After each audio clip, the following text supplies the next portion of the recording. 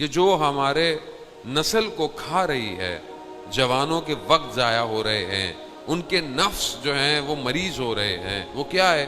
وہ یہ social media ہے، وہ یہ موبائل جو آج ہم نے سب کے ہاتھوں میں دے دیا ہے، اتنا سستا ہو گیا ہے، انٹرنیٹ بھی سستا ہے، پیکیجز بھی سستے ہیں، کسی کو نہیں پتا کہ بیٹا کیا کر رہا ہے، بیٹی کیا کر رہی ہے، سب کو دلا دیا ہم نے۔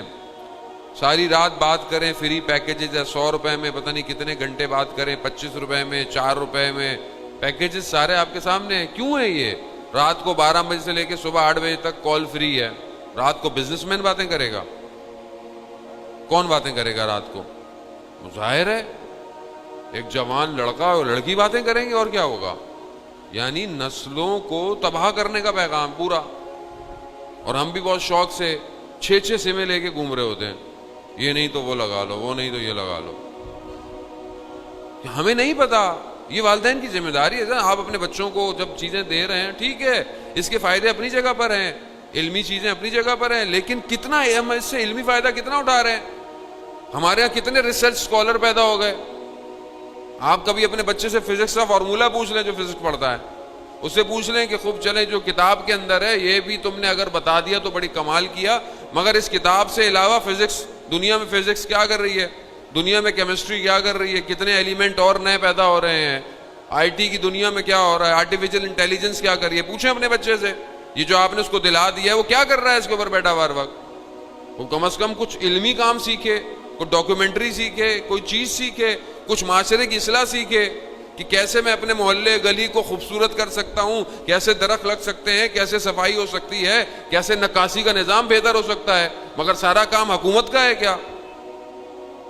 تو ہم کر کیا رہے ہیں؟ گیم کھیل رہے ہیں بیٹھے ہوئے،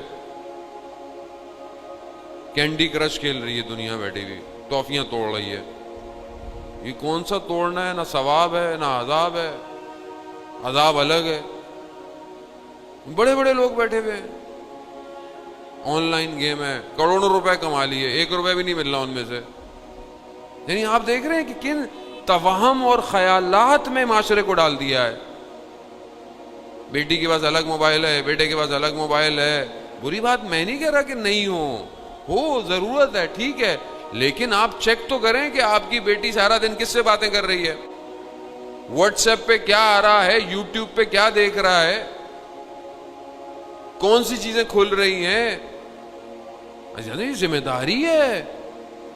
وہ کل جو ہمارے بزرگ بیٹھے ہوئے ہیں گواہی دیں گے کہ کسی کے گھر کا دروازہ اگر کھلا ہوتا تھا تو کوئی شخص جھانکتا نہیں تھا، گزر جاتا تھا۔ ادب کا تقاضا نہیں تھا کسی کے گھر میں جھانکنا۔ اسلام جو احکامات بتاتا ہے کہ اپنے چھتوں کو ایسے بناؤ، کیوں اسلام کے احکامات ہیں؟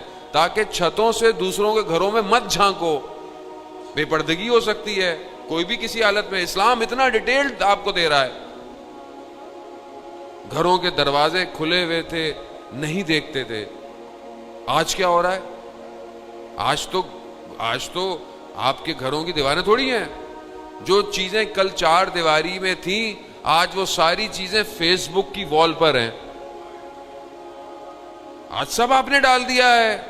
کل کوئی کسی کو دیکھ نہیں سکتا تھا، آج ہماری مائیں بہنیں بہت خوشی ہو سیلفیاں تصویریں ڈال دیں، نہیں کوئی نہیں دیکھتا۔ اسے کون دیکھتا؟ تمہارے دوست دیکھتے ہیں، مگر یہ جو نظام بنایا ہوا ہے یہ آپ نے بنایا ہے، یہ سب دیکھ رہے ہیں، وہ سب نظر آ رہا ہے، مگر ہم متوجہ نہیں ہیں۔